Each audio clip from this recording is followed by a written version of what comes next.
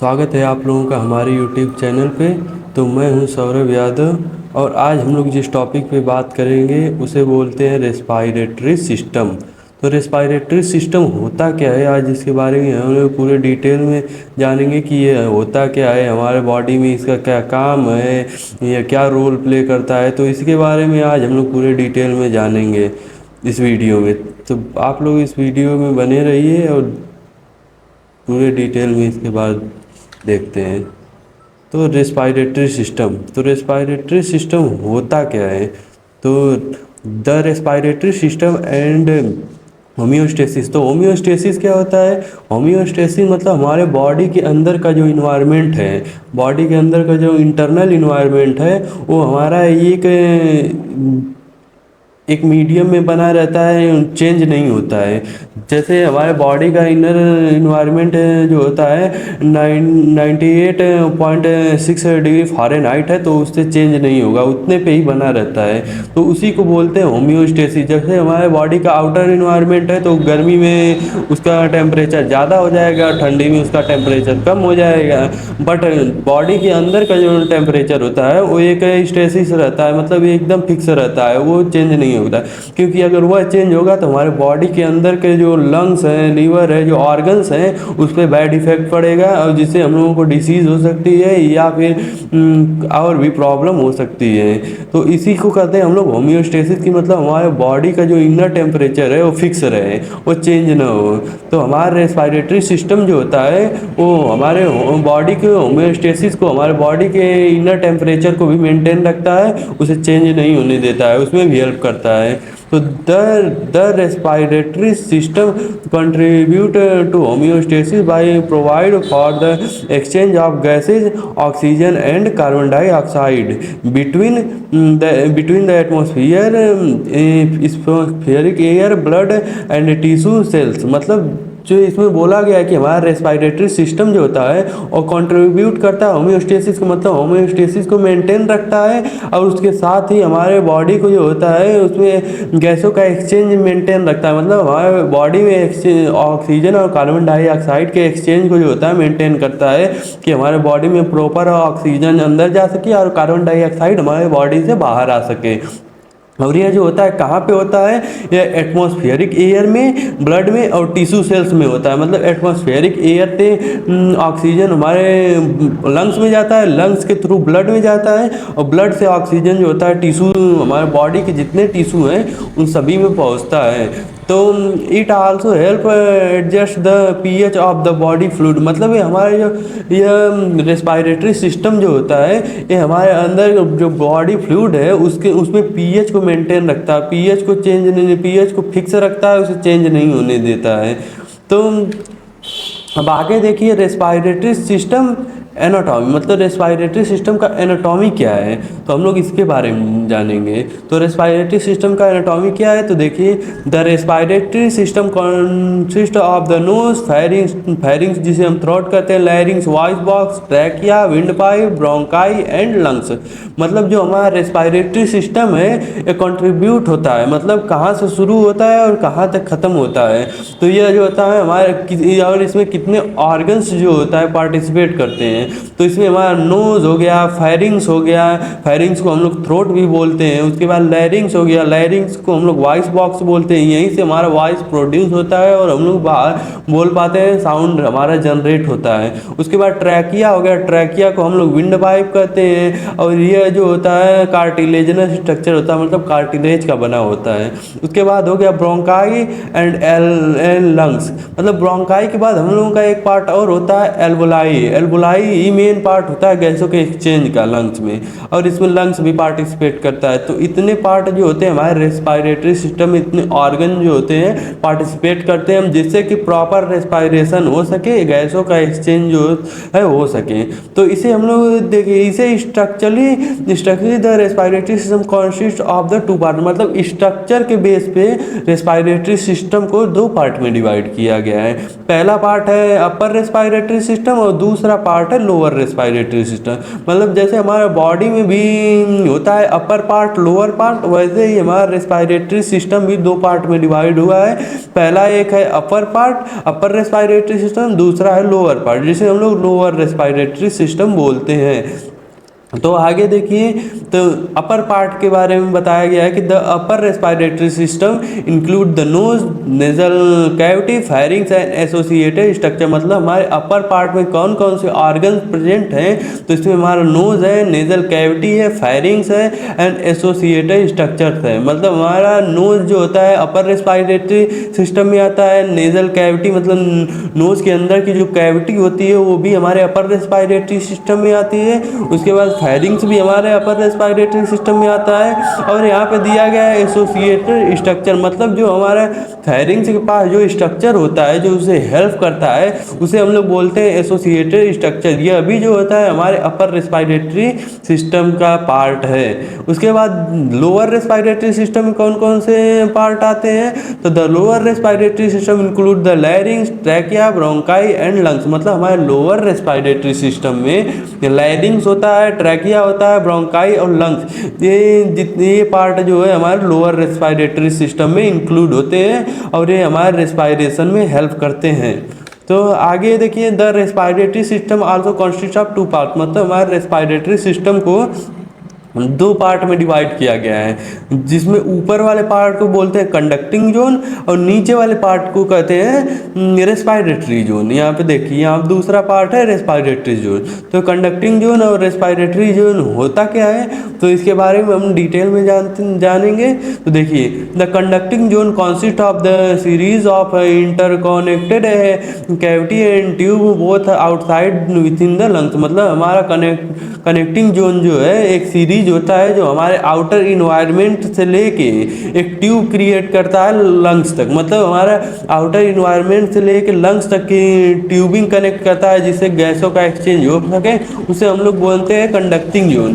तो conducting zone में कौन कौन से पार्ट होते हैं, जैसे कि एक ट्यूब एक सीरीज में लगाने पे एक ट्यूबिंग कनेक्ट होता है हमारे लंग्स तक, तो उसे देखते हैं। तो हमारे जो कंडक्टिंग जोन है उसमें हमारा नोज हो गया, नेजल कैविटी हो गया, फेरिंग्स हो गया, लैरिंग्स हो गया, ट्रैकिया हो गया, ब्रोंकाई, ब्रोंक्यूल्स, टर्मिनल ब्रोंक्यूल्स, यह जो होता है ये जितने पार्ट है ये हमारे कंडक्टिंग जोन में प्रेजेंट होते हैं, जो एक ट्यूब क्रिएट करते हैं, एक सीरीज में एक ट्यूब क्रिएट करते हैं जिससे कि गैस जो होता है इजीली लंग्स तक पहुंच सके। तो इसे हम लोग बोलते हैं कंडक्टिंग जोन। अब ये फंक्शन क्या करता है, तो their function is the filter है। मतलब ये हमारे बॉडी में जो एयर जाती है उसे फिल्टर करता है, वार्म करता है और मॉइस्चर करता है जिससे कि एयर जो होता है हमारे बॉडी में हमारे लंग्स तक इजीली पहुंच सके और जिससे हमारे लंग्स को या किसी भी ऑर्गन को कोई डैमेज न पहुंच सके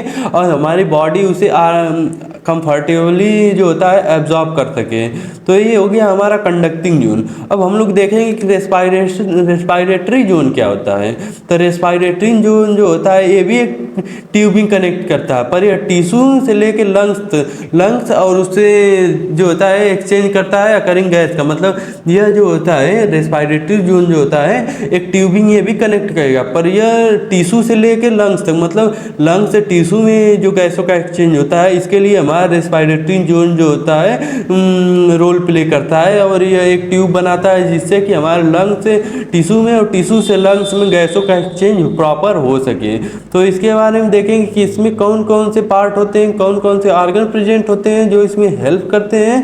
तो हमारे रेस्पिरेटरी जोन में जो होता है हमारे ब्रोंक्यूल्स, एल्वुलर डक्ट, एल्वुलर थेक, एल्वुलाई जो होता है हमारे पार्ट प्रेजेंट होते हैं जो हमारे रेस्पिरेटरी जोन में और गैसों का जो होता है ट्रांसपोर्ट करवाते हैं, गैसों का एक्सचेंज करवाते हैं। तो मैंने पहले ही बताया आप लोगों को कि एल्वुलाई सबसे मेन पार्ट होता है गैसों के एक्सचेंज में, यही सबसे मेन रोल प्ले करता है गैसों के एक्सचेंज में। यह जो होता है लंग्स से लेके हमारे ब्लड में जो होता है गैसों का एक्सचेंज, ऑक्सीजन का सप्लाई और कार्बन डाइऑक्साइड को ब्लड से लंग्स में पहुंचाने का काम जो होता है हमारे एल्वुलाई का ही होता है। यह मेन रोल प्ले करता है गैसों के एक्सचेंज में। देखिए यहाँ पर लिखा है site of the gas exchange between air and blood, मतलब ये हमारे ब्लड में से जो होता है गैसों का एक्सचेंज करता है हमारे लंग्स में, जिससे कि ऑक्सीजन हमारे ब्लड में प्रॉपर पहुंच सके और कार्बन डाइऑक्साइड जो होता है ब्लड से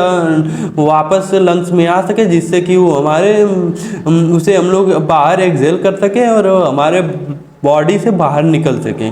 तो अब आगे देखिए, तो आगे हम लोग देखेंगे द रेस्पायरेटरी सिस्टम, मतलब अब हम लोग इसके बारे में डिटेल में जानेंगे। अभी तक हमने देख लिया कि उसमें कौन कौन से ऑर्गन प्रेजेंट होते हैं, उसे कितने पार्ट में डिवाइड किया गया है, पर अब हम लोग देखेंगे कि रेस्पायरेटरी सिस्टम होता क्या है।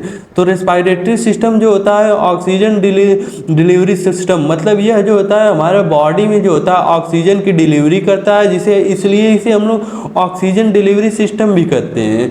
तो इसका सबसे पहला पॉइंट है the respiratory system is the seat of organs that allow a person to breathe and exchange oxygen and carbon dioxide throughout the body, मतलब ये हमारे बॉडी से ऑक्सीजन को और कार्बन डाइऑक्साइड को बाहर जो होता है निकालने में हेल्प करता है। ये अलाउ करता है पर्सन को कि वह ब्रीथिंग कर सके, जिससे कि उनके बॉडी से गैसों का एक्सचेंज हो सके, जिससे कि ऑक्सीजन जो होता है हमारे बॉडी में अंदर जा सके ब्लड में, लंग्स में और ब्लड में, और कार्बन डाइऑक्साइड जो होता है हमारे ब्लड से लंग्स में आ सके और लंग्स के थ्रू जो होता है नोज से होते हुए वो हमारे बॉडी से बाहर निकल सके। तो The integrated system of the organs involve in the intake and exchange of oxygen and carbon dioxide between the body and the environment. They include the nasal pharynx, larynx, trachea, bronchial tube and lungs, मतलब जो होता है हमारा ये जो respiratory system होता है इसे हम लोग इंटीग्रेट सिस्टम भी कह सकते हैं। इसमें जो ऑर्गन इन्वॉल्व होते हैं वो हमें ऑक्सीजन को इंटेक करने के लिए और कार्बन डाइऑक्साइड को बाहर निकालने के लिए हेल्प करते हैं, गैसों के एक्सचेंज में हेल्प करते हैं। कहाँ से? हमारे बॉडी से, between the body and the environment, मतलब ये हमारे बॉडी से और इन्वायरमेंट से गैसों का एक्सचेंज में हेल्प करते हैं। और इसमें इंक्लूड होता है nasal pharynx, लैरिंग्स, trachea, bronchial tube और लंग्स, मतलब इतने पार्ट जो होते हैं तो हमारे रेस्पायरेटरी सिस्टम में इंक्लूड होते हैं। तो the respiratory system perform two major task, मतलब हमारा रेस्पायरेटरी सिस्टम जो होता है दो मेजर टास्क परफॉर्म करता है, दो मेजर रोल परफॉर्म करता है, जिससे कि हमारे गैसों का एक्सचेंज जो होता है हमारा बॉडी से आउटर इन्वायरमेंट में हो सके। तो कौन सा रोल परफॉर्म करता है तो देखते हैं। सबसे पहला हो गया इंटरनल रेस्पायरेशन, दूसरा हो गया एक्सटर्नल रेस्पायरेशन, दूसरा हो गया इंटरनल रेस्पायरेशन। तो ये होता क्या है? तो exchanging air between the body and the outer environment known as external respiration, मतलब हमारा बॉडी जो होता है हमारा बॉडी से आउटर इन्वायरमेंट अगर गैसों का एक्सचेंज हो तो उसे हम लोग बोलते हैं इंटरनल रेस्पायरेशन। एक्सटर्नल रेस्पायरेशन मतलब हमारे बॉडी से और आउटर इन्वायरमेंट के बीच में अगर गैसों का एक्सचेंज हो रहा है तो उसे हम लोग बोलेंगे एक्सटर्नल रेस्पायरेशन। और वहीं पे अगर हमारे बॉडी से, हमारे लंग्स से, हमारे ब्लड में, सेल में, टिश्यू में अगर गैसों का एक्सचेंज हो रहा है तो उसे हम लोग बोलेंगे इंटरनल रेस्पायरेशन, जिसमें हमारे बॉडी के अंदर ही गैसों का एक्सचेंज होता है। जबकि एक्सटर्नल रेस्पायरेशन में हमारे बॉडी से और आउटर इन्वायरमेंट में गैसों का एक्सचेंज होता है। तो देखिए यहाँ पे हमारा ये डायग्राम दिया गया है, इसमें यहाँ पे ये दो लंग्स दिए गए हैं। यहाँ पे इसमें जो इधर लेफ्ट साइड का लंग्स है, ये लेफ्ट साइड का लंग्स जो है इसे हम लोग बोलते हैं राइट लंग्स, इसे हम लोग राइट लंग्स बोलेंगे। वहीं पे जो है राइट साइड है, राइट साइड के लंग्स को हम लोग बोलेंगे लेफ्ट लंग्स। मतलब जो हम लोगों के साइड से जो लेफ्ट होगा उसे हम लोग बोलेंगे राइट लंग्स, और जो हम लोगों के साइड से राइट होगा उसे हम लोग बोलेंगे लेफ्ट लंग्स। तो यहाँ पे हम लोगों का नोज़ है, उसके नीचे माउथ है, तो नोज़ के थ्रू जो होता है एयर अंदर जाता है, उसके थ्रू वहाँ से फेरिंग्स में जाता है, फेरिंग्स से लैरिंग्स में, लैरिंग्स से ट्रैकिया में, ट्रैकिया के थ्रू होते हुए 2 पार्ट में डिवाइड होता है जिसे हम लोग प्राइमरी ब्रोंकाई बोलते हैं, ब्रोंकाई से ब्रोंक्यूल्स में, और वहीं से ब्रोंक्यूल से यहीं पे एक छोटा सा पार्ट होता है एल्बुलाई। यहाँ एल्बुलाई में आएगा, एल्बुलाई से ही जो होता है गैसों का एक्सचेंज होता है हमारे ब्लड टिश्यू में और ब्लड में।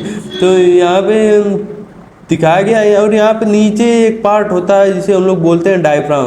तो डायफ्राम का काम क्या क्या क्या होता है? तो डायफ्राम जो होता है हमारे थोरैसिक कैविटी और एब्डोमिनल कैविटी को 2 पार्ट में डिवाइड करता है। ऊपर का पार्ट जो होता है हमारे चेस्ट एरिया का जो पार्ट है उसे हम लोग थोरैसिक पार्ट कहते हैं या चेस्ट पार्ट कहते हैं। और नीचे का पार्ट जो होता है जस्ट इसके नीचे एक पार्ट होता है जो यह वाला पार्ट होता है, इसे हम लोग बोलते हैं एब्डोमिनल कैविटी। ये ऊपर थोरैसिक कैविटी और नीचे एब्डोमिनल कैविटी, इन दोनों को डिवाइड करता है हमारा डायफ्राम। डायफ्राम जो होता है थिक मसल्स का एक लेयर होता है, ये मसल्स का लेयर होता है पर इसकी मसल्स थिक होती है। और यह जो होता है हमारे लंग्स को सपोर्ट प्रोवाइड करता है, उसे एक जगह मेंटेन रखने में हेल्प करता है हमारा डायफ्राम। तो इसी को हम लोग बोलते हैं रेस्पिरेटरी सिस्टम। अब रेस्पिरेटरी सिस्टम का फंक्शन क्या है? Function of the respiratory system, तो सबसे पहला है हम लोगों को supply the body with oxygen and disposal of the carbon dioxide. मतलब ये हमारे बॉडी के जो होता है ऑक्सीजन सप्लाई करता है और हमारे बॉडी के अंदर से कार्बन डाइऑक्साइड को बाहर निकालने में हेल्प करता है। तो यही सबसे मेन पर्पज़ है हमारे रेस्पिरेटरी सिस्टम का, यही है कि ऑक्सीजन को हमारे बॉडी में पहुँचाना और कार्बन डाइऑक्साइड को हमारे बॉडी से बाहर निकालना ही रेस्पिरेशन कहलाता है। तो इसका सेकंड फंक्शन क्या है? फिल्टर है इंस्पायर एयर, मतलब ये हमारे एयर को जो होता है फिल्टर करता है, उसके बाद ही बॉडी के अंदर पहुंचाता है। तीसरा प्रोड्यूस साउंड, मतलब अभी हमने आपको बताया कि यह साउंड को भी प्रोड्यूस करता है। इसमें जो होता है लैरिंग्स जो होता है उसे लैरिंग्स जो होता है उसी को हम लोग वॉइस बॉक्स बोलते हैं जहाँ से साउंड प्रोड्यूस होता है। तो यह जो होता है साउंड के प्रोडक्शन में हेल्प करता है। और कॉन्टेन रिसेप्टर फॉर स्मेल, मतलब स्मेल में भी हेल्प करता है, स्मेल को लेने में भी हेल्प करता है। इसके रिसेप्टर जो होते हैं स्मेल को पहचानने में हेल्प करते हैं। उसके बाद अगला पॉइंट है reads the body of the some exchange water and heat, मतलब ये हमारे बॉडी में हीट और वाटर का लेवल भी मेंटेन रखता है। हमारे बॉडी में वाटर का लेवल मेंटेन रखेगा और हीट जो होता है उसे हमारे बॉडी से बाहर नहीं जाने देता है, जिससे कि हमारे बॉडी का इंटरनल इन्वायरमेंट जो होता है फिक्स रहता है। एक निश्चित टेम्परेचर पे हमारा इंटरनल इन्वायरमेंट बना रहता है। और ये हमारे बॉडी के पीएच, मतलब अभी मैंने आपको बताया कि बॉडी फ्लूइड का पीएच जो होता है वो मेंटेन करता है, ऊपर ही मैंने आपको बताया। यहाँ भी वही है कि इसका एक फंक्शन ये भी है कि हमारे बॉडी के जो होता है पीएच को ये रेगुलेट करने में हेल्प करता है, उसे मेंटेन करने में हेल्प करता है। तो अब देखिए इसमें ब्रीथिंग क्या होता है। तो ब्रीथिंग के बारे में हम लोग देखेंगे। ब्रीथिंग को हम लोग जो होता है पल्मोनरी वेंटिलेशन भी कहते हैं। तो पल्मोनरी वेंटिलेशन मतलब क्या होता है? हमारे बॉडी को ऑक्सीजन की सप्लाई वेंटिलेशन कहलाता है। मतलब हमारे बॉडी में ऑक्सीजन डिलीवर हो सके उस प्रोसेस को हम लोग वेंटिलेशन कहते हैं। तो इस ब्रीथिंग को हम लोग पल्मोनरी वेंटिलेशन नाम से भी जानते हैं। और यह जो होता है 2 साइक्लिक फेज में कंप्लीट होता है। मतलब हमारा ब्रीथिंग जो होता है 2 साइक्लिक फेज में कंप्लीट होता है। इसमें 2 फेज होते हैं। सबसे पहला फेज को हम लोग बोलते हैं इनहेलेशन और सेकेंड फेज को हम लोग बोलते हैं एक्सहेलेशन। तो इनहेलेशन क्या होता है और एक्सहेलेशन क्या होता है? तो इनहेलेशन आल्सो कॉल्ड एस्पायरेशन, मतलब इनहेलेशन को हम लोग जो होता है इंस्पायरेशन भी कहते हैं। Draw gases into the lungs, इसमें जो होता है गैसों का एक्सचेंज होता है जो लंग्स में होता है। मतलब इनहेलेशन में हम लोग गैस को लंग्स तक पहुंचाने का काम करते हैं। वहीं पे एक्सहेलेशन क्या होता है? तो एक्सहेलेशन आल्सो कॉल्ड इंस्पायरेशन, मतलब एक्सहेलेशन को हम लोग जो होता है इंस्पिरेशन कहते हैं, एक्सपिरेशन कहते हैं। Forces gas out of the lungs, मतलब इसमें जो होता है लंग्स जो होता है गैस जो होता है लंग्स से बाहर आउटर इन्वायरमेंट में जाता है। तो इनहेलेशन को हम लोग इंस्पायरेशन कहते हैं और एक्सहेलेशन को जो होता है हम लोग एक्सपायरेशन कहते हैं। इनहेलेशन में जो होता है हमारे बॉडी के अंदर हमारे लंग्स तक गैसेज पहुंचती हैं, ऑक्सीजन पहुंचता है। और एक्सहेलेशन में जो होता है हमारे बॉडी से बाहर आउटर इन्वायरमेंट में जो होता है कार्बन डाइऑक्साइड बाहर निकलता है। तो इन्हीं दोनों प्रोसेस को हम लोग इनहेलेशन और एक्सहेलेशन कहते हैं। तो हम लोग सबसे पहले हम लोग देखेंगे कि इंटरनल रेस्पायरेशन होता क्या है। अभी हम लोगों ने इंटरनल रेस्पायरेशन के बारे में थोड़ा बहुत पढ़ा, अब इसके बारे में हम लोग डिटेल में जानेंगे कि एक्सटर्नल रेस्पायरेशन होता क्या है। तो इसमें हम लोगों ने अभी पढ़ा था कि हमारे बॉडी से लेके या हमारे लंग्स से आउटर इन्वायरमेंट में अगर गैसों का एक्सचेंज हो रहा है तो उसे हम लोग बोलते हैं एक्सटर्नल रेस्पायरेशन। और जब हमारे लंग्स से ब्लड में या टिश्यूज़ में गैसों का एक्सचेंज होता है तो उसे हम लोग बोलते हैं इंटरनल रेस्पायरेशन। तो एक्सटर्नल रेस्पायरेशन के बारे में देखेंगे कि एक्सटर्नल रेस्पायरेशन के बारे में बोला गया है कि air from the outside environment enter the nose और माउथ, मतलब हमारे नोज और माउथ से जब एयर का इनहेलेशन होता है आउटर इन्वायरमेंट से हमारे बॉडी के अंदर, तो उसे हम लोग बोलते हैं, इस प्रोसेस को हम लोग बोलते हैं इंस्पायरेशन या इनहेलेशन। और इस इनहेलेशन बोलते हैं। Composed of the nose and nasal cavity, paranasal sinus, pharynx and larynx. मतलब इसमें बोला गया है कि ये जो होता है ये प्रोसेस होता कैसे है, तो ये प्रोसेस नोज के थ्रू नेजल कैविटी से होते हुए फेरिंग्स साइनसेस में और फिर फेरिंग्स जिसे हम लोग थ्रोट बोलते हैं और लास्ट में लैरिंग्स में जाता है, जहाँ से इतने पार्ट जो होते हैं हमारे आउटर मतलब एक्सटर्नल रेस्पायरेशन का होता है, जहाँ से एक्सटर्नल रेस्पायरेशन होता है। तो all part of the conducting portion of the respiratory system, मतलब ये जितने पार्ट होते हैं ये कंडक्ट करते हैं रेस्पायरेटरी सिस्टम को।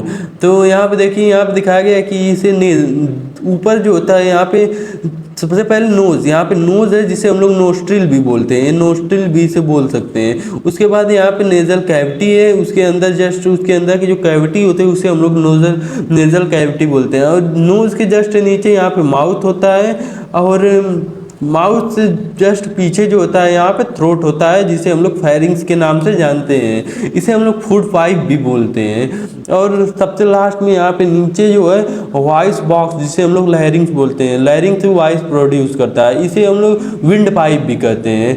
यह एयर को इनहेल करता है। यहीं पे थ्रोट जो होता है फेरिंग्स से फूड पाइप इसलिए बोलते हैं कि यहाँ से फूड हमारे बॉडी के अंदर जाता है। तो यहाँ पे एयर जो होता है नोज से भी लिया जा सकता है, माउथ के थ्रू लिया जा सकता है, क्योंकि दोनों यहाँ पे एक जगह इंटरकनेक्ट होती हैं। यहाँ से यहीं पे डिवाइड होके जो होता है हमारा लैरिंग्स जो होता है वो नीचे ट्रैकिया में आ जाएगा, फेरिंग जो होता है वो ईसोफेगस में चला जाएगा। तो यहाँ पे दोनों कॉमन पाइप होती है। तो हम लोग नोज के थ्रू भी एयर ले सकते हैं और माउथ के थ्रू भी ले सकते हैं। पर माउथ के थ्रू अगर हम लोग एयर लेते हैं तो जितने भी डस्ट पार्टिकल होते हैं, जितने भी डस्ट पार्टिकल है या कोई इन्फेक्शन है, फॉरेन बॉडी है, तो डायरेक्ट हमारे माउथ के थ्रू होते हुए बॉडी में चला जाएगा और लंग्स को अफेक्ट करेगा। वहीं पे अगर हम लोग नोज के थ्रू अगर एयर इनहेल करते हैं तो हमारे नोज के थ्रू अगर अंदर एयर जाएगा तो वहाँ पे वो फिल्टर होगा, मॉइस्ट होगा और हमारे बॉडी के इनहेल करने के अकॉर्डिंग वो जो होता है बन जाता है, जिससे कि हम लोग आराम से बिना किसी चीज़ के हेल्प के जो होता है एयर को इजीली इनहेल कर लेते हैं। तो अब आगे देखिए नोज़। अब नोज़ क्या होता है, तो नोज़ को आल्सो कॉल एक्सटर्नल नेरिस, मतलब नोज़ को हम लोग नेरिस बोलते हैं, एक्सटर्नल नेरिस मतलब बाहर का पार्ट जो होता है एक्सटर्नल नेरिस। यह जो होता है डिवाइड होता है दो पार्ट में, दो हेल्प्स में, जिसे हम लोग बोलते हैं, उन हेल्प्स को बोलते हैं नेजल सेप्टम। मतलब उस हेल्प को जो होता है हम लोग बोलते हैं सेप्टम। तो नोज़ में प्रेजेंट होता है इसलिए हम लोग उसे बोलते हैं नेजल सेप्टम।